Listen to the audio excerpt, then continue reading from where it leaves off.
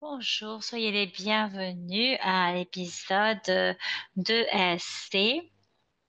Je m'appelle Andrea Pichet et je suis chef de programme principal à ESC.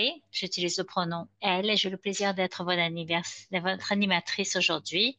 La session est enregistrée et l'enregistrement sera partagé avec toutes les personnes inscrites à l'événement. La session d'aujourd'hui offre une interprétation simultanée, une filière de Buzlingo. Et si vous souhaitez entendre la voix de l'interprète, veuillez sélectionner Français dans le menu d'interprétation en bas de votre écran. Si vous ne voyez pas ce menu, veuillez sélectionner le menu plus, More, et sélectionner là le module d'interprétation. Si vous avez besoin d'aide à n'importe quel moment de ce webinaire, vous pouvez contacter l'assistance technique en utilisant la fonction de clavardage. Nous vous invitons à nous faire part de vos questions et commentaires à tout moment en utilisant notre boîte de clavardage en anglais ou en français et nous vous encourageons à réagir aux commentaires et à répondre aux questions dans la boîte de clavardage. Nous avons un grand nombre de participants à ce webinaire et nous attendons de nombreuses questions. Nous ferons de notre mieux pour répondre à toutes les questions, mais il se peut que nous n'ayons pas assez de temps pour y répondre à toutes. Donc, maintenant que nous nous réunissons aujourd'hui, j'aimerais souligner que nous sommes rejoints par des personnes disséminées d'un océan à l'autre et au-delà, qui se trouvent sur des terres foulées par les peuples autochtones depuis le début.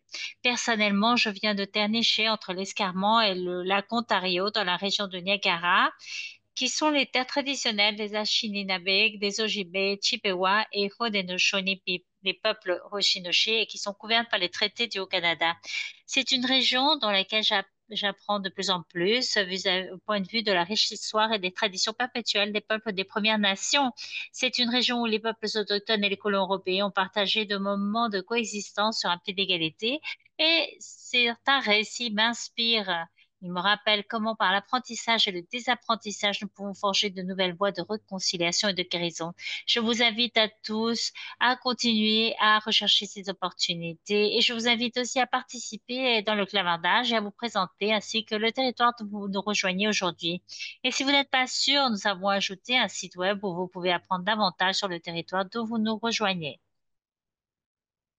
L'épisode d'aujourd'hui est intitulé Passer des lits d'hôpitaux aux communautés hospitalières. C'est une phrase que nous avons prise de Cormac Russell, l'un de nos orateurs aujourd'hui. Cet épisode cherche à être une conversation entre le rôle de la communauté pour créer et soutenir la santé et partager les ressources entre les organisations de soins et les services sociaux dans le soutien du développement communautaire. Une philosophie importante dont nous parlons, c'est le développement fondé sur la communauté. On l'appelle en anglais ABCD. Et c'est maintenant, j'ai le plaisir d'accueillir notre table ronde pour cette conversation. Les personnes suivantes se joignent à nous. Cormac Russell, qui est le directeur fondateur de Nurture Development, Helen Lightfoot, conseillère principale en matière de pratique d'Alberta Health Service, le docteur Richard Lowenschuk, médecin et professeur émérite du département de médecine de l'Université d'Alberta, Joanne Tapp, directrice de projet Kochi Wichan Health and Care Plan de Highland Health BC, et Lina Al-Sakran, consultante en évaluation avec Cowichan Health and Care Plan de Highland Health.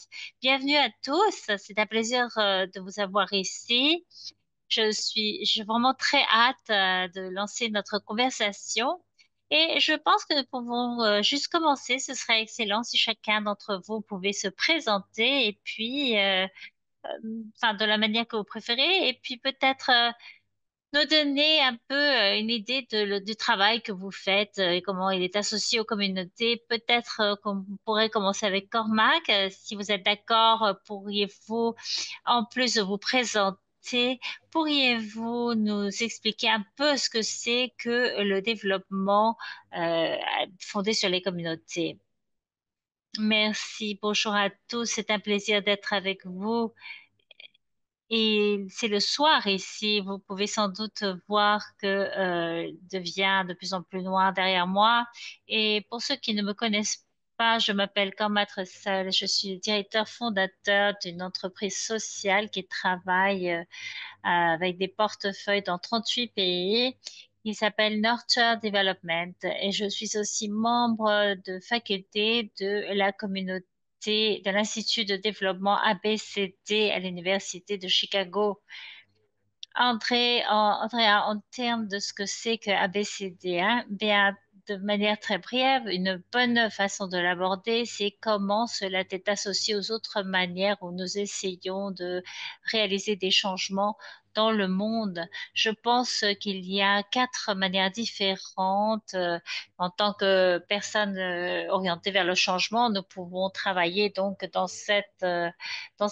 Ils ne sont pas tous particulièrement bons ou mauvais, mais ils ont de différentes polarités. Donc, une chose qui est assez importante, c'est de faire des choses aux personnes. Et je pense que c'est vécu comme une forme de violence, mais il peut y avoir des occasions où c'est nécessaire et on le fait donc avec un consentement auparavant. Et quant aux choses que nous essayons de faire pour les personnes, savons qu'il y a un côté sombre, un danger, que parfois nous sentons que nous ne savons pas vraiment jusqu'où est-ce que je suis libre de agir. Est-ce que vous faites quelque chose pour moi, mais est-ce que c'est avec moi, malgré moi? Est-ce que j'ai un rôle de leadership? Cela n'est pas clair. Et donc, c'est deux points sont les choses dont nous essayons de nous éloigner, sauf en dernier recours.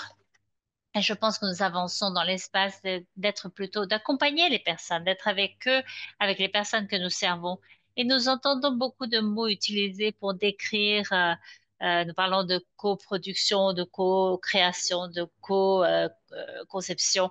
Mais ce qui est intéressant pour moi, ce que je vois qui a lieu dans le monde, c'est que beaucoup des changements qui ont lieu place la profession dans un rôle important de leadership. Pas toujours, mais ils ont quand même à la fin le dernier choix. Et donc, je pense que ce qui est différent d'ABCD, c'est que nous ne faisons pas des choses pour les personnes ou sur les personnes ou même avec les personnes. Plutôt, nous créons un espace où les personnes peuvent comprendre ce qu'ils souhaitent faire ensemble.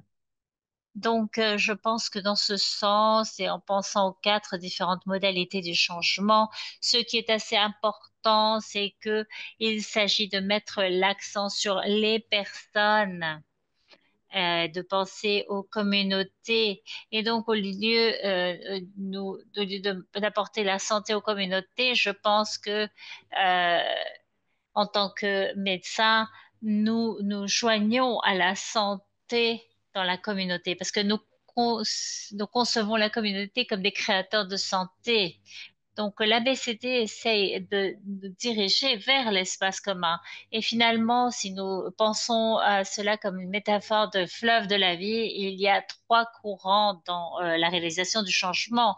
Une manière d'y penser, c'est que nous commençons dans la première partie en nageant et nous pensons qu'est-ce que les personnes peuvent créer de la perspective de la santé afin de mobiliser les ressources dans la communauté. Ça, c'est un bon endroit pour commencer parce qu'après, cela devient plus facile de comprendre quoi d'autre en tant qu'hôpitaux, médecins, est-ce que nous pouvons faire avec les communautés afin de complémenter ces ressources et les étendre, les élargir.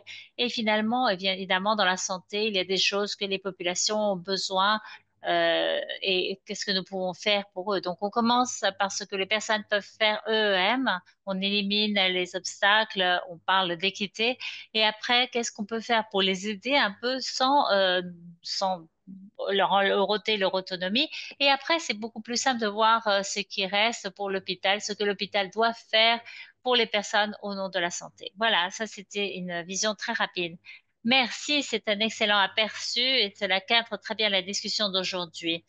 C'est un alignement entre qui fait quoi et comment nous pouvons faire une pause pour voir qui est le mieux placé afin d'avoir les meilleures solutions. Donc, en tant que développement d'une communauté, en tant de changer, de passer d'une conception où la santé se trouve seulement dans la main des institutions, et maintenant nous allons un peu plus loin.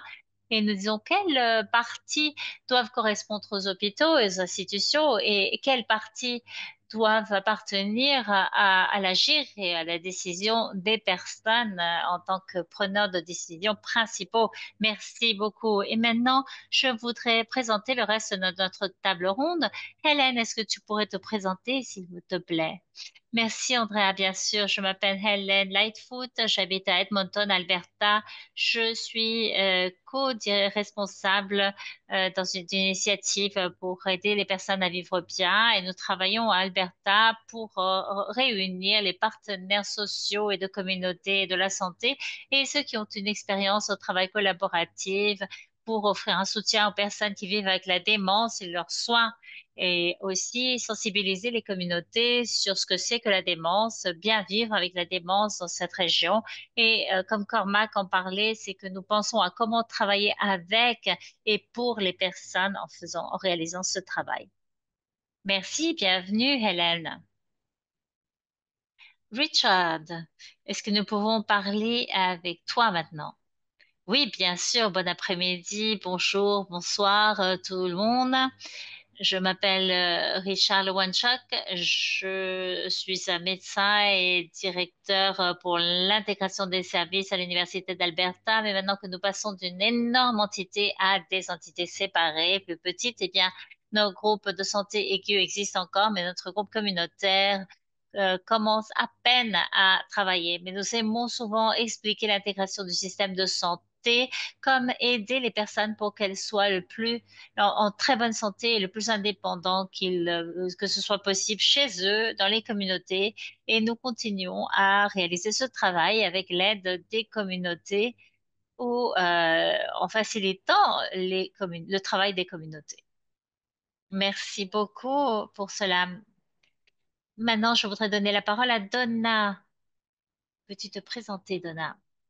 Bonjour de l'île de Vancouver. Bonjour à tous. Je suis Doane Johan Tap et je travaille en tant que directrice de projet pour le Cowichan Health and Care Plan. Je voudrais reconnaître que je me trouve dans le territoire non cédé des tribus Cowichan, l'une des 7 communautés autochtones dans notre vallée, ainsi que notre communauté Métis et notre maison de l'amitié. Je travaille depuis plusieurs ans ici au Canada et au Royaume-Uni et j'ai acquis des expériences de formation en méthodologie et en management et maintenant je dirige un projet communautaire dans la vallée Cowichan et je voudrais tout juste vous dire quelque chose pour le contexte. La vallée du Cowichan se trouve entre Victoria et Nanaimo et nous avons près de 100 000 personnes qui vivent dans des zones urbaines et rurales et qui est desservie par un hôpital communautaire qui se trouve à la fin de sa vie. Donc, nous avons beaucoup de chance parce que nous recevons un nouvel établissement avec davantage de lits. Mais plutôt dans la planification pour cet hôpital, on a noté que les demandes projetées pour les services dans cet hôpital allaient aller au-delà de ce que nous avions pour nous. Donc, notre PDG, Kathleen McNeil, a décidé qu'au lieu de demander davantage de lits pour l'hôpital, que nous allions avoir un autre abordage. Nous allons regarder les communautés en tant que solution. Et nous avons ce type de projet où nous cherchons réellement les besoins de localité. Et dans la planification, il y a eu du temps dévoué à la communauté, sur les besoins des communautés. Et ce que nous faisons maintenant, ce sont des services pour répondre aux besoins de santé dans les communautés. Et la manière dont nous le faisons, c'est en euh, cheminant main dans la main avec nos partenaires communautaires, puisque nous sommes une zone assez petite et en tant que soins de santé, nous ne pouvons pas tout faire. Les communautés ont beaucoup de ressources et de possibilités et ensemble, nous pouvons donc élaborer des options bien meilleures pour les personnes qui gardent leur santé chez eux et qui décident des décisions de santé. Nous avons donc un impact assez important et je suis très heureuse de pouvoir partager cela avec vous aujourd'hui. Merci beaucoup, Donna, et merci d'avoir donné un peu plus de contexte. Je pense que les personnes s'intéressent beaucoup à ce que chacun d'entre vous réalise, qui est différent et qui est plus orienté sur les communautés. Donc, merci beaucoup d'avoir lancé cette conversation d'une manière si tangible.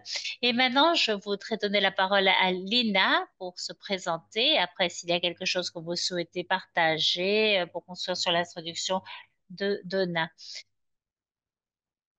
Bonjour à tous, je m'appelle Lina Al-Sakran et je viens également du territoire non cédé et traditionnel du peuple Cowichan, dans la vallée du Cowichan, où nous travaillons et nous nous amusons. Je suis chercheuse et consultante en évaluation avec le Cowichan Health and Care Plan. Et je suis donc chercheuse, je travaille avec des responsables cliniciens et je les aide pour traduire les preuves dans la pratique, selon les besoins du contexte local. Je les aide au suivi et à l'évaluation pour orienter la prise de décision sur l'utilisation des données et le développement des programmes. Et comme Donald a dit, le Health and Care Plan cherche en fait à améliorer les soins de la communauté et réduire les besoins d'hospitalisation. Et donc, nous appliquons l'approche ABCD dans une différente manière parce que nous essayons de passer d'un soin aigu aux soins communautaires et nous nous centrons sur traduire les preuves en la pratique. Nous savons qu'il nous faut nous adapter selon les contextes locaux parce que ce qui peut marcher dans un contexte peut ne pas marcher dans un autre et nous essayons de réunir les besoins des différentes communautés dans cette zone spécifique de Cowichan. Nous essayons de comprendre leurs besoins.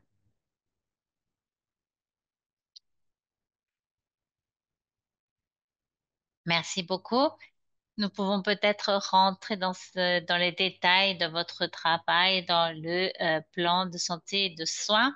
Peut-être que vous pouvez partager avec les personnes un peu comment vous parlez de vouloir améliorer l'utilisation des ressources hospitalières. Nous savons que nous passons des ressources dans la communauté et, euh, euh, et que nous essayons de le faire de la manière la plus concrète afin de répondre aux besoins de ces communautés en particulier.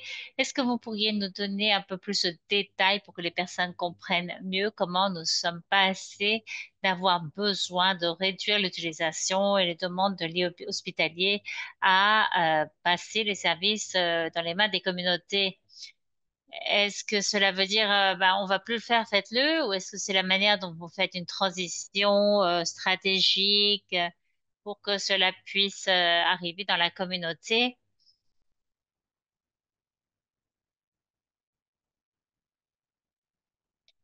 D'accord, oui.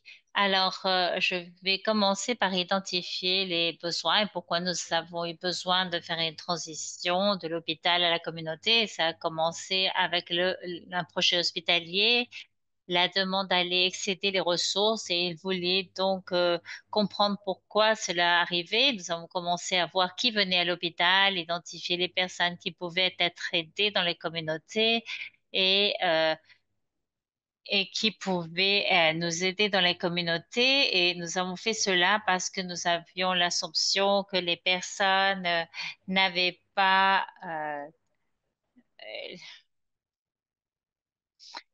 en fait, l'interprète s'excuse, l'oratrice va très très vite.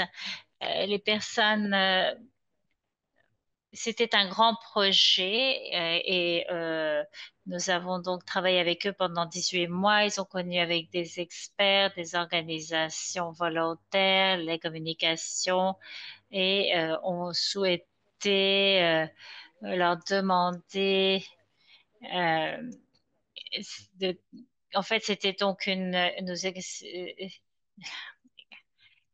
malheureusement, l'oratrice va très très vite. Nous vous prions de nous excuser.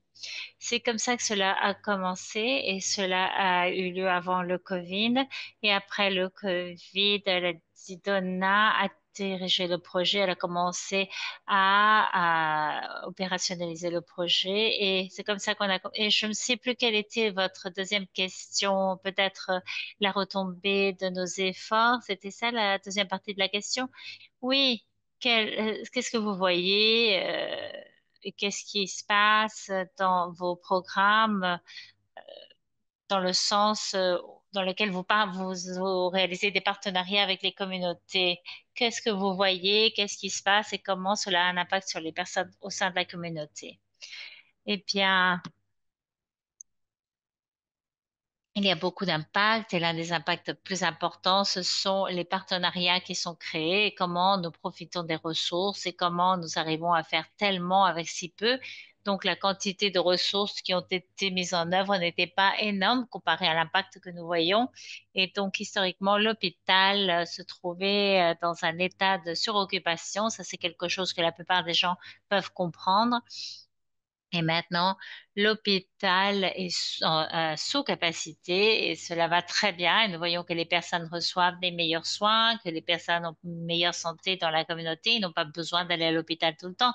Donc, en fait, on n'essaie pas de chasser les gens de l'hôpital. On essaie de les rendre plus d'améliorer leur santé pour qu'ils n'aient plus besoin d'aller tout le temps à l'hôpital et on le fait en mettant en œuvre des modèles qui ont la capacité de réduire l'occupation des lits à l'hôpital. Et donc, nous prenons ces modèles de soins prouvés qui peuvent réaliser cela et nous traduisons les preuves en pratique, nous les adaptons aux besoins et au contexte local parce que nous savons que les besoins de cette communauté peuvent être différents aux besoins d'une autre communauté.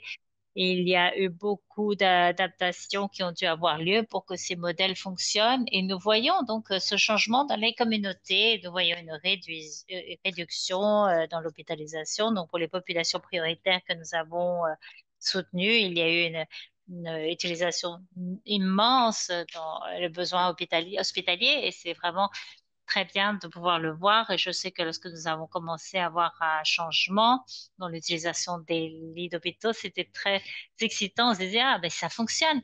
Et l'impact a duré et ça fait 2 ans et depuis, mais tout le monde est tellement content et nous sommes très heureux de pouvoir le partager parce que c'est génial. Et je pense que Donna souhaitera sans doute ajouter beaucoup de choses puisque c'est son projet. Oui, j'ai toujours beaucoup de choses à dire. Je voudrais juste dire que lorsque vous voyez ce que nous avons fait à l'extérieur, on dirait que ça ressemble beaucoup à ce que les d'autres personnes sont en train de faire parce que la plupart des usagers, des groupes usagers qui viennent à l'hôpital et qui reçoivent des soutiens de part de la communauté, ou par exemple les communautés de pratique, les ressources pour les soins palliatifs, ce genre de choses. Mais je pense que la différence, la chose qui fait la différence, c'est comment. Donc, si nous revenons à la pensée, à nos pensées, à nos réflexions sur une communauté informée et motivée, nous, nous avons réellement fait un effort dans la mise en œuvre de tout cela pour créer des liens plus forts avec nos partenaires communautaires, pour renforcer le réseau des soins, pour que les personnes qui ont besoin de naviguer dans ce système, ils peuvent comprendre mieux où se trouver ce dont ils ont besoin. Mais aussi, puisque nous avons une communauté juste avec nous qui est avec nous depuis longtemps, depuis la planification de notre projet, nous sommes tous assis à la même table, nous écoutons ce qu'ils peuvent nous fournir en termes d'expériences vécues. Et ils nous informent également, eh bien, nous pouvons faire cela dans la communauté parce que nous avons cette ressource, ce serait excellent pour cette personne. Et nous travaillons donc ensemble pour donner ces soins holistiques aux personnes et de cette manière, les personnes peuvent faire davantage pour eux si nous les mettons en relation avec les ressources qui existent déjà. Et nous le voyons déjà avec nos groupes communautaires qui, euh, qui reviennent vers nous et qui nous disent, eh bien, depuis que nous avons commencé, eh bien, nous avons un taux de référence qui augmente, nous avons beaucoup de gens qui viennent vers nous. Donc, cela marche aussi et juste travailler ensemble et être en mesure d'affronter le même problème de différentes perspectives et de différentes manières et avec différents soutiens, ça nous donne un impact qui est de plus en plus présent dans nos résultats. Merci. Merci, Donna. La notion de l'engagement, je ne veux pas dire partenariat avec les patients, mais c'est juste les membres des communautés qui s'engagent à un autre niveau avec plus d'intention. C'est ce que j'entends et c'est la question qui est venue dans le clavardage. On demande qui sont les partenaires patients et je vois qu'ils sont partout dans ce que vous faites et c'est génial. J'ai l'impression, Hélène, j'ai des questions, mais je donne la bienvenue à à tous les orateurs pour parler. Mais Hélène, j'aimerais beaucoup savoir ce que vous en pensez de cette expérience et de votre propre expérience au lieu de lancer des nouvelles choses au sein des communautés. Bon, beaucoup des éléments mentionnés par Léna et Donna, c'est ce que nous voyons lorsque nous réunissons les différents partenaires. Et une partie de ce partenariat, eh bien, ce sont les membres des communautés ainsi que les personnes qui arrivent à construire des relations. Ça, c'est vraiment clé. Il faut créer des relations qui vont renforcer la confiance et puis les personnes commencent à être de plus en plus ouvertes. En fait, ils disent, ah ben, on a cette ressource, on a cette connaissance, on peut l'ajouter, c'est important pour moi de contribuer de cette manière. Donc, on trouve, disons, l'objectif pour les personnes de travailler. Et lorsque notre travail a commencé pendant la pandémie, il y avait beaucoup de relations Zoom où les personnes se réunissaient, mais au fur et à mesure, les confiances a été bâtie et il y a eu une croissance et nous voyons ce qui était disponible pour les personnes, pour des événements d'éducation, etc. Tout cela a beaucoup augmenté et comme Donna et Lena, eh bien, nous avons vu un énorme retour sur l'investissement pour les 5 communautés, mais aussi le retour social sur l'investissement a aussi a eu un impact important et aider les différents fournisseurs de services ainsi que les personnes qui vivent avec la démence et leurs soignants. Et donc, c'est vraiment fondamental de construire des relations et des connexions.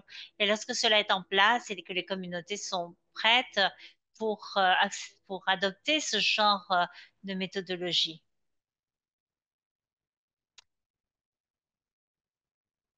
Et quelque chose dont vous venez de parler, et c'est la notion de ne pas toujours savoir où nous allons.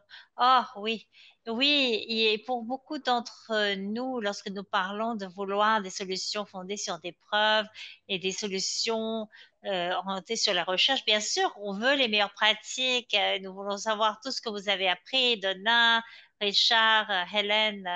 Cormac, mais il y a quand même, disons, un besoin d'accepter l'incertitude, le fait que si nous aidons les personnes à créer par eux-mêmes ou avec eux, on ne peut pas vraiment savoir où est-ce que cela va nous mener. Oui, j'allais dire que cela a rendu notre équipe d'évaluation folle. Elle disait, mais qu'est-ce qu'on va mettre en œuvre? Et on disait, on ne sait pas, je ne sais pas encore, ils doivent se réunir, ils doivent avoir des conversations, ils doivent faire un peu des exercices d'imagination. Mais très vite, ils étaient en train de mettre en œuvre, mais d'être à l'aise dans cette zone grise, eh bien, c'est ainsi qu'on amène des personnes à cette position de leadership, parce que si on leur disait ce qui était en train de se faire, eh bien, on serait en train de les diriger à ce moment-là, et c'est ce qu'on ne veut pas faire. On veut se réunir et établir des priorités tous ensemble et adopter un rôle de leadership. Et ça prend un certain temps.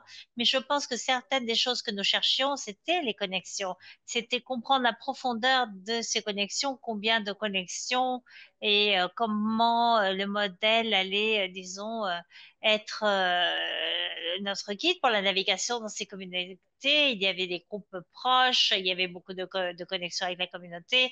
Et lorsqu'une personne cherchait de l'aide ou des ressources, et eh bien, s'ils arrivaient chez quelqu'un dans ce réseau, rapidement, ils étaient connectés avec le service ou le soutien dont ils avaient besoin. Mais c'était par le biais de ce développement de relations qui s'est présenté, disons, de manière un peu organique.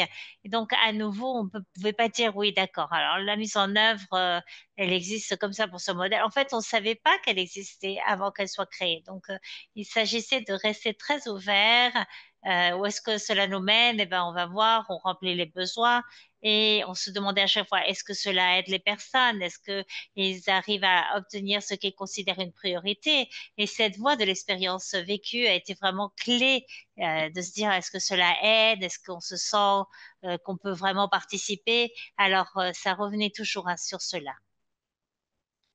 Oui, je le vois beaucoup sur tout ce que vous partagez avec notre public.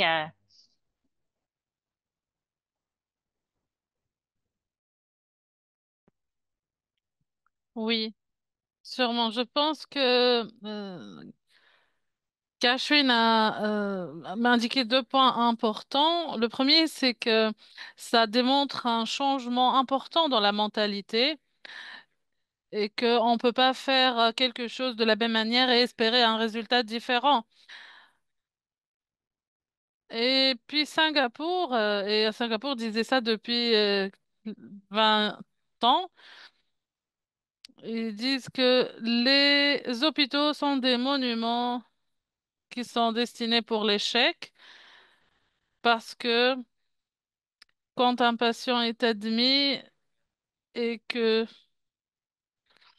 il y a la première chose qu'ils disent, nous avons échoué. Donc, en fait, il ne s'agit pas de guérir les gens, mais de les maintenir en bonne santé au sein de la communauté. Et c'est une mentalité du système de la santé. En Alberta, par exemple, on a dépensé 89% de notre budget de la santé à réparer des choses qui sont cassées et uniquement 11% pour les soins, les traitements de bien-être pour rester en bonne santé, justement. Il y a des pays qui dépensent jusqu'à 86% dans les soins de la santé. Et en fait, il y a une étude intéressante aux États-Unis sur les voitures, les automobiles en général, qui dit que, en fait, 60% des dépenses doivent être dépensées pour la prévention et seulement 40% pour la réparation. Donc, 60% de leurs services, prévention et 40% réparation. Donc, il faut changer donc la mentalité de traitement de maladies vers traitement pour le bien-être. Et bien sûr, je ne veux pas réduire l'importance du traitement de maladies, mais il faut essayer de faire en sorte de garder les gens en bonne santé, tout simplement. Et ça se reflète très très bien dans notre réflexion, notre mode de pensée à Kawi-chan. Cormac, qu'est-ce que vous voulez partager vos réflexions sur ce qui a été fait, surtout que vous êtes très proche des travaux qui ont été faits à Singapour. Singapour. Oui, absolument. Ça fait plaisir en fait d'écouter tout le monde réfléchir à propos de leurs pratiques et si on le faisait plus souvent, on verrait qu'il y a beaucoup d'éléments de renforcement, création de communautés. Et je suis sûre qu'il y a beaucoup d'exemples que les gens qui nous écoutent peuvent apporter aussi. En tout cas, je suis d'accord avec Richard qui dit qu'il y a quelque chose d'intéressant avec ce qui se passe au Singapour. Juste pour des raisons de contexte, je pense qu'il faut souvent prendre une approche de zoom, c'est-à-dire on commence par la grande image, puis on se focalise de plus en plus. À Singapour, ils font des choses très utiles en termes de politique. La première chose, c'est qu'ils essayent de réfléchir au point auquel ils veulent arriver au-delà. Donc, ils ont cette idée très générale au point de vue national qu'ils appellent les trois au-delà. Le premier, c'est au-delà du système de la santé. Et donc, ils distinguent entre les, la machine système de santé qui est coûteuse. Comme Richard a dit, elle prend 89% du budget. Donc c'est très cher et c'est très difficile pour cette machine de tourner de manière à remettre les gens dans la communauté. Et c'est très intéressant parce que le système souvent se concentre sur les intrants et essaye de convaincre que ce qui ressort de l'hôpital, euh, ça va être bon, c'est une bonne chose. Moi, je suis complètement pour l'idée d'aller au-delà du système de la santé vers la santé en général. La santé, c'est-à-dire non pas le traitement de maladies, mais la disparition de maladies. Et ici, on peut parler de la prévention. Ce qu'on écoute aujourd'hui, c'est des histoires sur comment on précipite les communautés vers la création de santé. Il faut arrêter de remplir les lits d'hôpitaux, arrêter d'institutionnaliser les personnes et au lieu de cela, les animer, les soutenir pour créer des solutions qui sont mieux pour eux, pour la communauté, qui sont plus proches de leur maison. C'est-à-dire essayer de sauver les personnes d'être institutionnalisées. Et en fait, cette désinstitutionnalisation se fait à travers la communisation, c'est-à-dire à travers la communauté.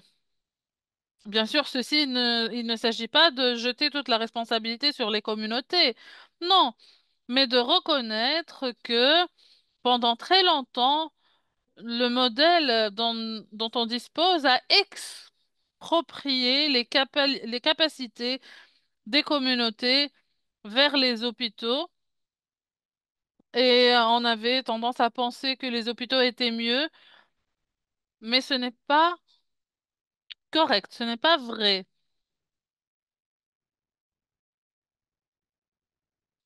À travers la lentille de la maladie, peut-être oui, mais à travers la lentille de santé, eh bien, c'est un non, non, et non. C'est un choix éthique aussi à faire. Donc, si on faisait ça, ce serait un choix qui est basé sur l'équité, pour reconnaître l'équité, l'autorité de l'équité. Alors, il s'agit de réfléchir comment aller au-delà de l'amélioration de la qualité, de la mesure du succès à travers la qualité de nos programmes, en passant par les valeurs, bien sûr, la valeur, la qualité de vie.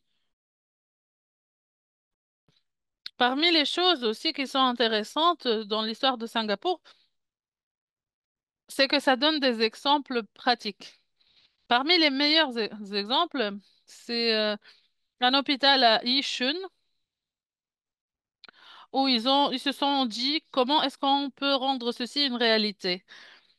Beaucoup des employés qui normalement devraient être à l'hôpital travaillent de manière décentralisée et travaillent dans les communautés, dans les voisinages et pour la plupart des cas à travers un système de référence. Et donc, c'est une espèce de décentralisation où le voisinage est l'unité de santé principale et non pas l'hôpital. Donc, les acteurs clés ne sont pas les médecins, les infirmières, etc. Les acteurs clés de la santé ne sont pas les praticiens de la santé, ce sont les autres personnes, c'est les voisins, les amis, les institutions locales, l'équipe de soins premiers. C'est des personnes qui ne vont pas attendre que les gens viennent jusqu'à l'hôpital pour mourir. C'est des personnes qui font de leur mieux pour améliorer la vie à niveau local. Et donc, c'est une démocratisation de la manière dont on aborde la santé. Vous ne faites pas, vous ne faites pas la santé sur les gens Non, bien au contraire. C'est des gens qui sont vivants, qui mènent une certaine vie et vous voulez les aider à arriver à un certain niveau de santé. Les personnes aînées à Singapour sont très isolées, très déconnectées. Ils ne partagent pas ils ne partagent pas leurs dons. Ils sentent qu'ils ne sont pas importants. Et ça, c'est peut-être dû aux revenus très très bas. Alors, le fait de les réinviter à revenir vers la communauté, se reconnecter avec la communauté, est très important. Alors, si quelqu'un veut créer un groupe et qu'il y a une barrière, alors les employés vont travailler ensemble avec la communauté locale pour enlever cette barrière-là, pour les encourager. Ils peuvent les aider à trouver un financement, par exemple, mais ils ne vont pas remplacer la communauté. Et plus on a ce sens de pouvoir collectif, mieux on va gérer ces résultats. Ici, la politique est très importante. L'aspect social, l'aspect politique sont déterminants pour la santé. Et plus les gens vont avoir le pouvoir décisif sur leur vie, plus il y a des associations collectives, et mieux les résultats seront par rapport à la santé de la population.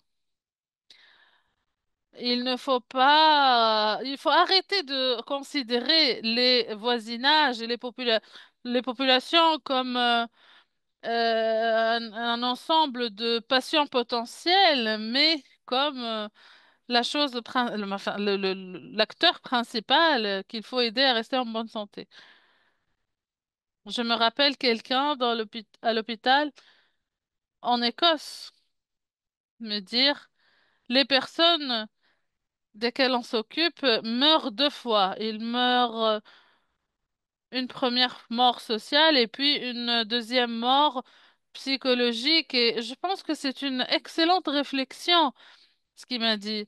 Ça décrit, en fait, comment quelqu'un apprend à faire preuve d'empathie par rapport à ça. Il y a des personnes, par exemple, souffrent d'agoraphobie, qui sont très timides, par exemple. Lorsque vous faites un pas vers l'arrière avec eux et que vous laissez la relation grandir et pousser à son propre rythme, ça va être très positif. Par exemple, pour les groupes sur l'allaitement. Pourquoi est-ce que les mamans allaitantes ne facilitent pas elles-mêmes ce genre de groupe?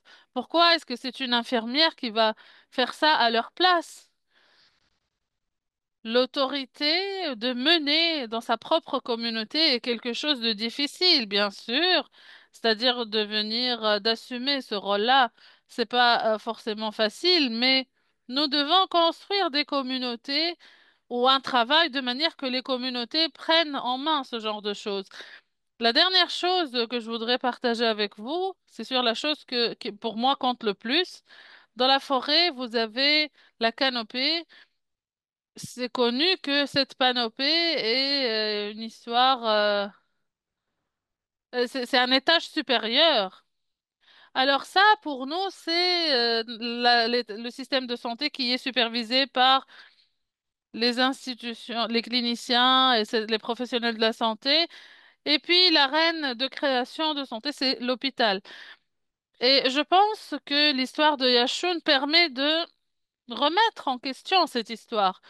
Alors oui, les hôpitaux et leur personnel sont importants, mais ils ne sont pas l'acteur principal. Ils jouent un rôle de supplément, en fait, pour la communauté. Et il faut rappeler aux gens,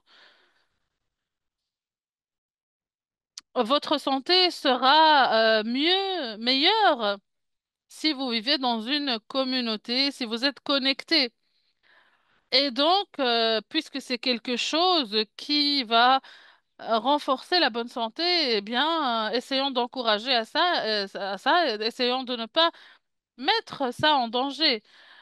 Les meilleures pratiques, ne sont pas la solution parce que pour moi, les bonnes pratiques sont les ennemis des meilleures pratiques. Donc,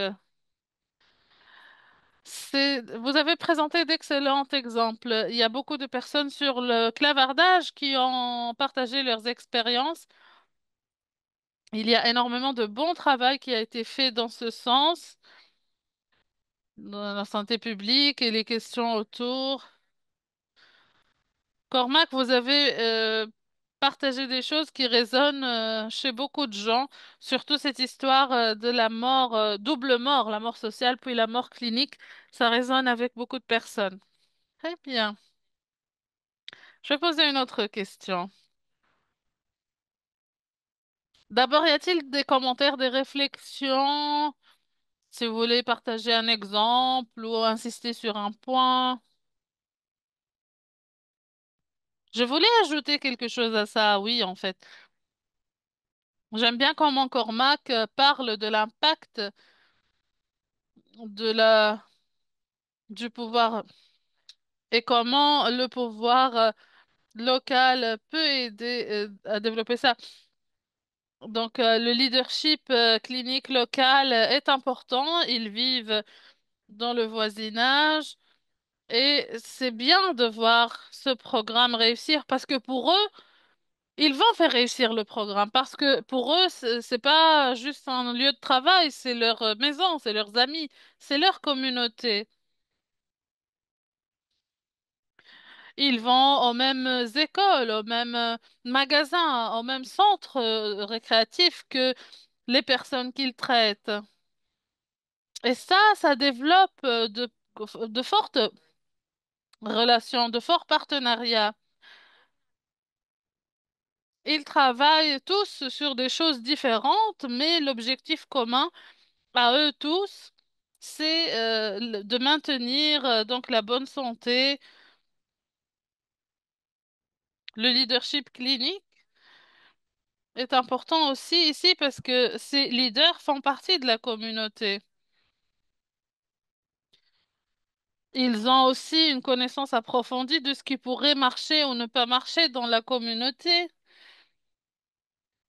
Ils savent quoi intégrer, avec qui se connecter.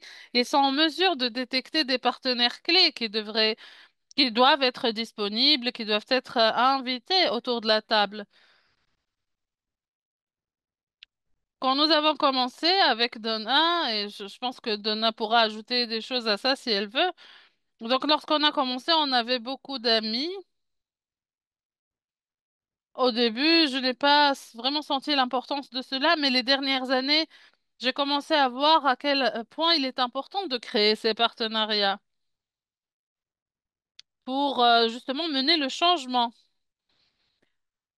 J'ai tellement de choses à ajouter à ça. Sur la perspective du leadership, on peut parler, par exemple, du leadership senior et les libertés qu'ils nous ont données pour prendre ce travail, pour acquérir cet espace, et la confiance aussi de faire cela. Ceci est vraiment un facteur important. Ce n'est pas courant, ce n'est pas tous les jours que ça se passe et nous l'apprécions tellement. Il y a aussi la perspective du patient lorsqu'on regarde les publications. Partout où on regarde, les gens disent, je veux qu'on prenne soin de moi chez moi. Je veux avoir une bonne santé. Je ne veux pas aller me faire soigner dans les institutions, dans les centres. Et donc ça, à mesure que nous réfléchissons sur notre travail, il faut le garder à l'esprit. Et il faut se mettre à la place des gens, dire, et si c'était ma propre maman qui devait se faire soigner, si c'était moi. Donc, on essaye toujours de construire ces connexions, de donner ces options aux personnes pour qu'ils puissent choisir, en fait. Il y a quelque chose aussi qui est important pour cette conversation, pour l'équipe d'Alberta et nous-mêmes ici.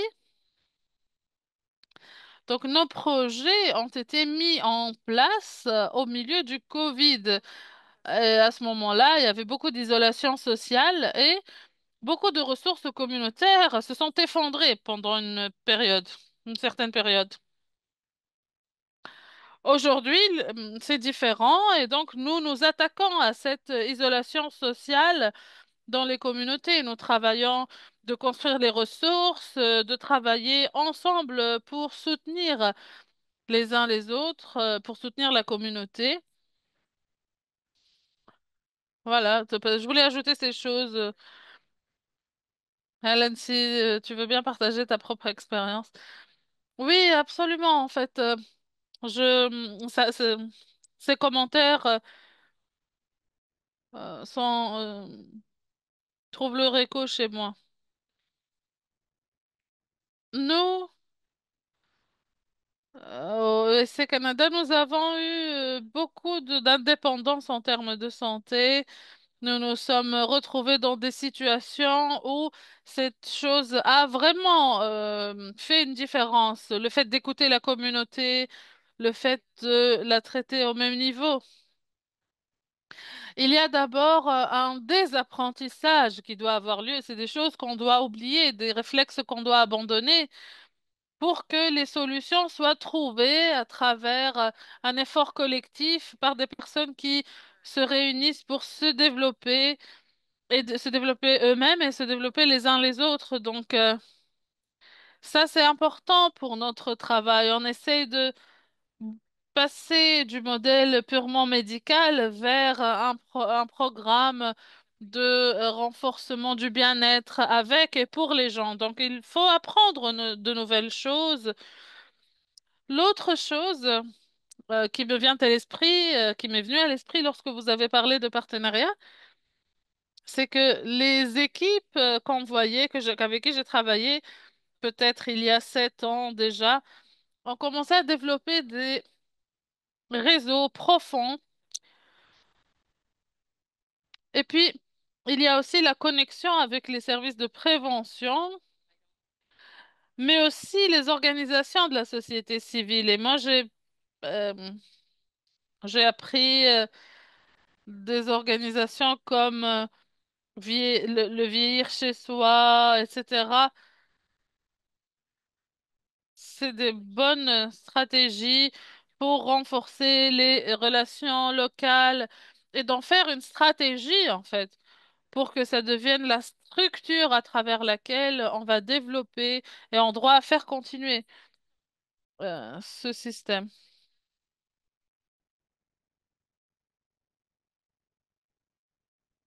Euh, Comme je vois sur le clavardage, il y a cette notion de confiance et de rapidité à travers laquelle ce travail communautaire se développe. Ce n'est pas la même chose que de mettre en place un projet. C'est ce qu'on nous met en place, c'est ce qu'on nous mesurons. Donc cette rapidité, cette vitesse, elle est dictée, elle est déterminée par la direction vers laquelle la confiance va. Donc comment est-ce qu'on peut garder cet espace pour pouvoir rassembler la communauté et créer des relations de confiance entre les membres de la communauté? Comment créer un système de santé à travers les relations de confiance avec les communautés? Il faut leur faire confiance. Il faut qu'on soit conscient que les communautés peuvent le faire, cette communauté peuvent soutenir cette personne, etc. Et là, on fait un pas vers l'arrière et on les laisse faire ce qu'ils savent. Est-ce que vous êtes d'accord? Oui, absolument. Ça ne prend pas plus de temps, forcément. Des fois, on met en place un projet et ça ne marche pas aussi bien que ça avait marché dans d'autres endroits, tout simplement parce qu'il n'y a pas la même cohésion, le même réseau, la même confiance. Mais par contre, si vous prenez le temps des mois, 3 ou 4 mois, pour renforcer la confiance, puis pour petit à petit, puis donc 9 mois pour mettre en œuvre, etc. Donc si vous prenez le temps pour faire les choses comme il se doit, pour renforcer la confiance, là, vous allez réussir. Et donc, il faut maintenir cet espace pour que les gens, ouvrir l'espace pour que les gens viennent, partagent ce qu'ils savent et apprennent aussi les uns des autres. Comme Cormac parlait tout à l'heure, il y a énormément de connaissances parmi la communauté sur la santé. Et donc, il faut reconnaître ça. Il faut aussi reconnaître les connexions sociales et leur impact important. C'est le fondement de la santé, de pouvoir créer cela. Différents systèmes ont été focalisés intérieurement et n'avaient pas le temps de faire ces connexions. Il y a aussi de grands mythes avec lesquels on vit, c'est-à-dire comme par exemple le mythe que vous êtes plus en sécurité si vous êtes dans un centre médical. Ça, c'est peut-être le besoin physique, mais nous savons tous que ce n'est pas là où les gens se trouvent. Et beaucoup de gens ont besoin du soutien de la communauté et c'est là où les gens sont. Donc, ce modèle où il faut bouger dans le sens ou vers la direction des centres médicaux n'est pas forcément le bon choix. Je ne sais pas si ça répond à la question, Andrea, mais en tout cas, c'est ma réflexion Oui, ce sont de très belles réflexions. Est-ce que vous pourrais ajouter deux composantes à ça? Je pense que la communauté du caoutchouc ont beaucoup de courage. Ils ont beaucoup de courage et ils ont construit des relations de santé, de confiance, pardon, euh, qui ne sont pas focalisées sur les transactions. Il y a aussi une deuxième chose qui est la dynamique de pouvoir dans le système de la santé. Nous pensons savoir ce qui est le mieux pour les gens, mais ce n'est pas du tout le cas. Seule la personne ou la communauté peut déterminer ce qui est bien pour la personne et pour la communauté. Et c'est très difficile, très inconfortable pour nous, au système de santé, d'abandonner tout ça, d'abandonner cette mentalité. Il y a le dicton qui dit, pour obtenir du pouvoir, il faut abandonner le pouvoir. Et pour pouvoir acquérir ce pouvoir collectif, il faut abandonner le pouvoir individuel. Et il faut utiliser les histoires ici pour encourager à cela. Il y a une communauté au nord de l'Alberta qu'on a considérée.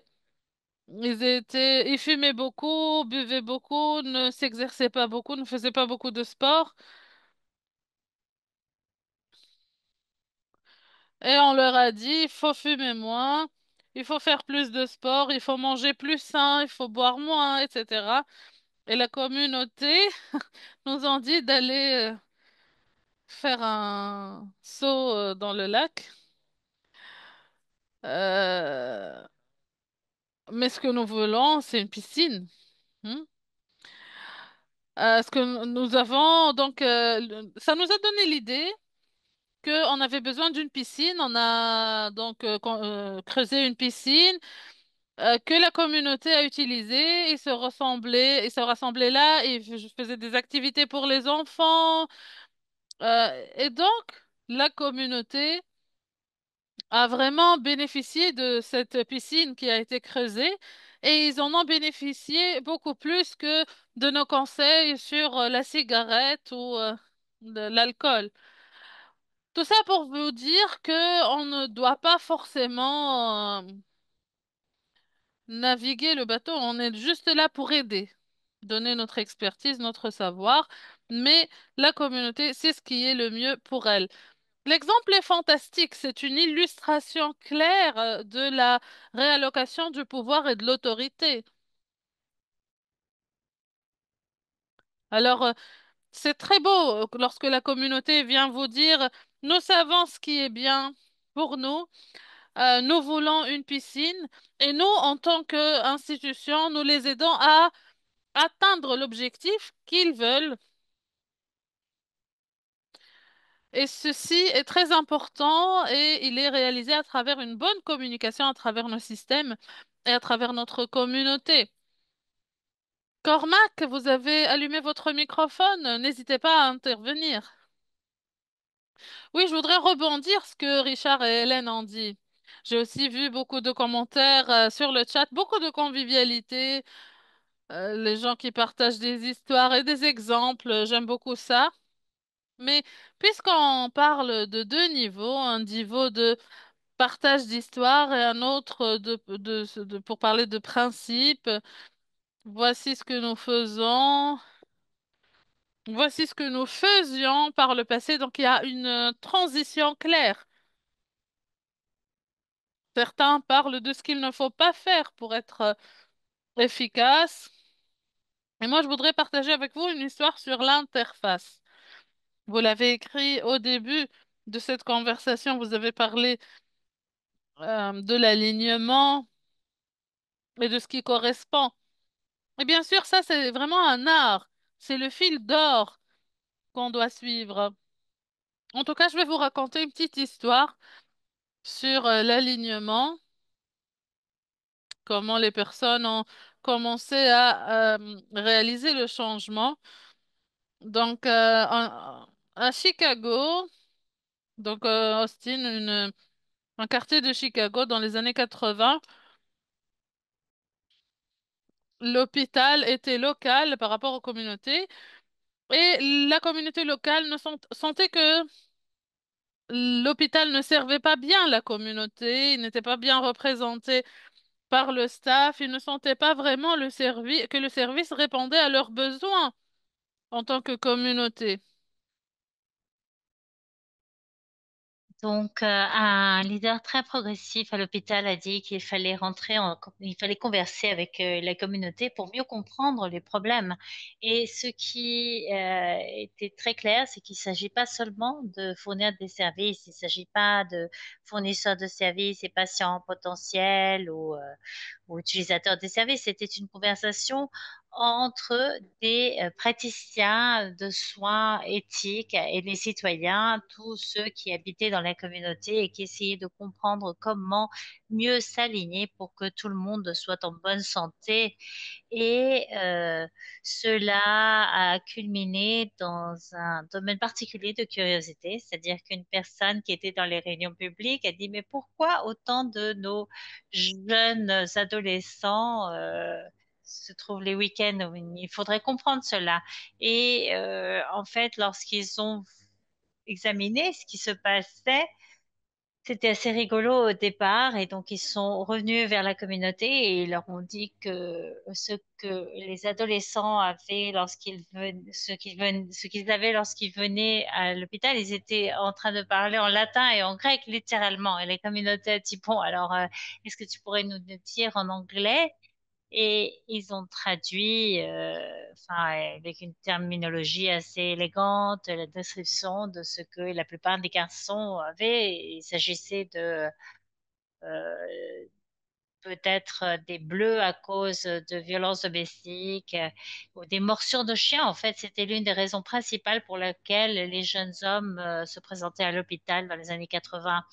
Et une autre raison, c'était une blessure particulière dans la région pelvique qui finalement a résulté, enfin, c'était les morsures de chiens, c'était parce que les enfants élevaient des chiens assez vicieux et qui les faisait participer dans des luttes de chiens.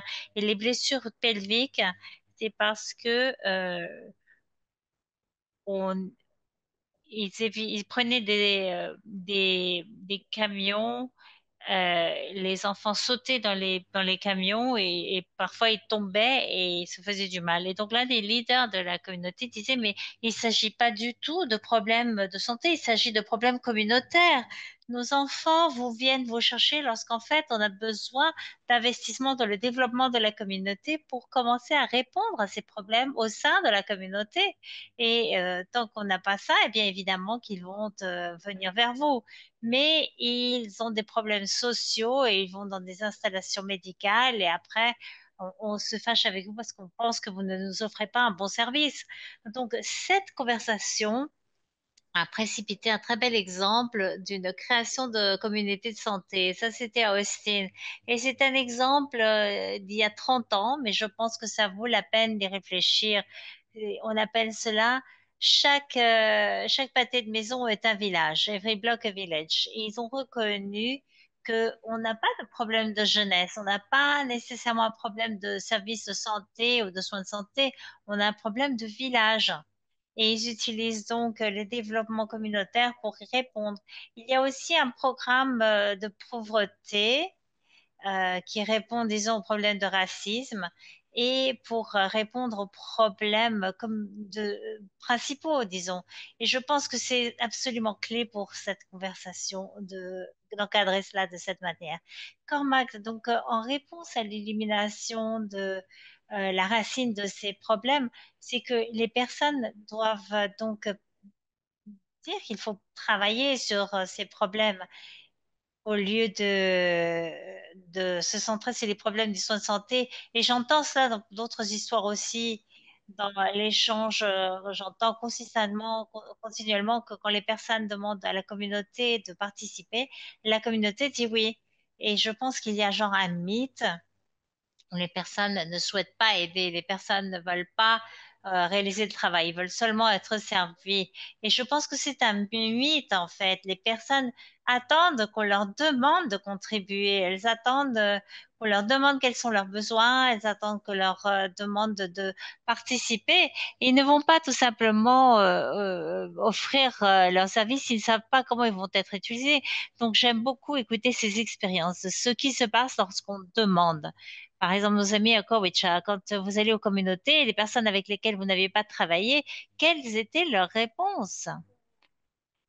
Eh bien, c'est toujours positif. Si vous demandez de l'aide, quelqu'un viendra, vous la donnera. Je pense que nous avons réellement vécu cela tout au long du chemin, au fur et à mesure que nous développons nos services, afin de trouver les besoins. Euh, On a toujours commencé avec des modèles fondés sur les preuves. Euh, et donc, mais lorsque on amène la communauté à la table, lorsqu'on amène les volontaires, les coordinateurs, lorsque on parle avec les médecins locaux et qu'on commence à parler à ce modèle de soins, ils vont vous dire ce qui marche et ce qui ne marche pas. On n'a même pas besoin d'en parler. Et il y a tellement de choses avec lesquelles ils contribuent. Et ce qui se passe, c'est qu'on n'a pas le même module. On s'est adapté, on a pris ces informations et je pense qu'on a créé un meilleur produit qui s'applique mieux aux personnes qui utilisent les services parce que juste réfléchir à ce que Hélène disait concernant la confiance. Lorsqu'on réunit des personnes et qu'ils participent et qu'après on peut travailler à cela ensemble, eh bien, en fait, ça ramène la confiance à la table. Et donc, la prochaine fois, eh bien, on a un nouveau niveau de confiance et c'est un autre niveau de dynamique. Et alors, on peut en parler avec les partenaires dans la communauté concernant ce qui se passe. C'est donc un processus très positif. Et lorsque je parle du réseau de soins, eh bien, c'est un peu de ça que je parle. En fait, nous avons déjà des relations que nous sommes en train de renforcer et cela améliore tout ce que nous faisons au fur et à mesure que nous progressons. Donc ça, ce que Richard et Hélène ont dit, moi, ça m'a vraiment touchée quand on parle de la confiance et du développement. Donc, merci d'avoir partagé cela. Merci.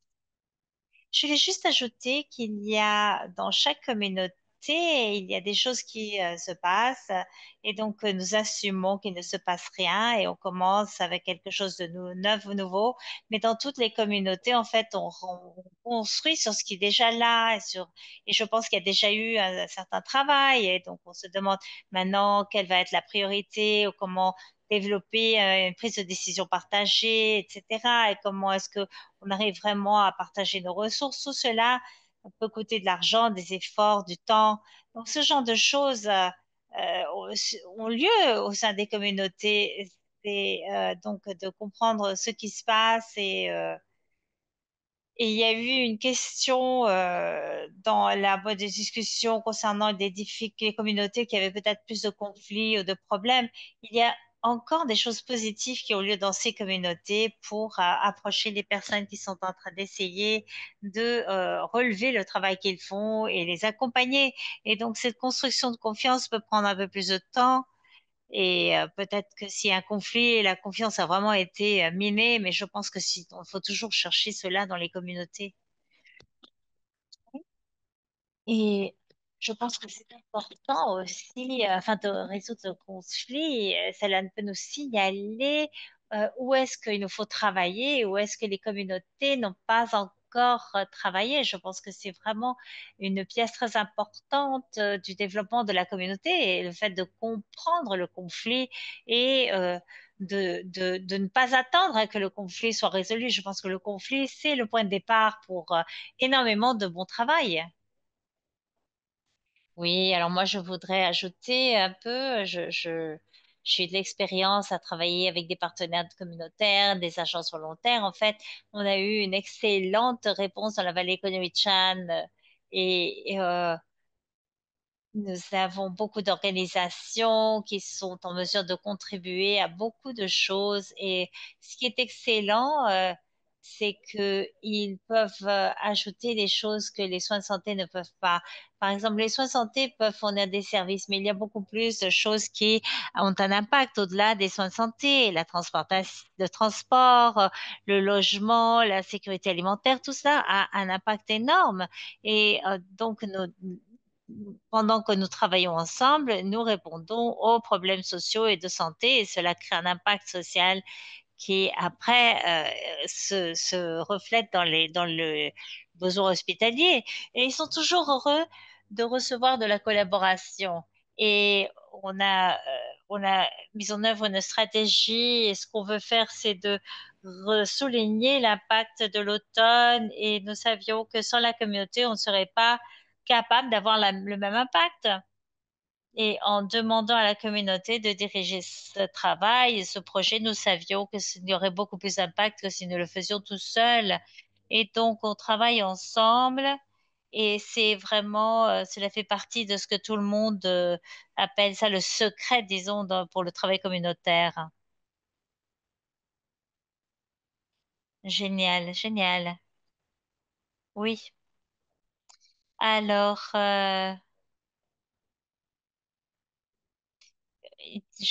il y a plusieurs choses. Qui sont sortis dans le clavardage. Je peux dire, il y a des personnes qui disent, bon, tout ça c'est bien, mais ce n'est pas vraiment cohérent pour mon contexte. Et après, il y a des questions. Et je pense qu'il est important d'affronter ce dilemme parce que on peut pas dire, non, tout ce que tu dis, ça n'a pas de sens. Donc, il est important de répondre aux doutes, d'en parler. Et par ailleurs, nos communautés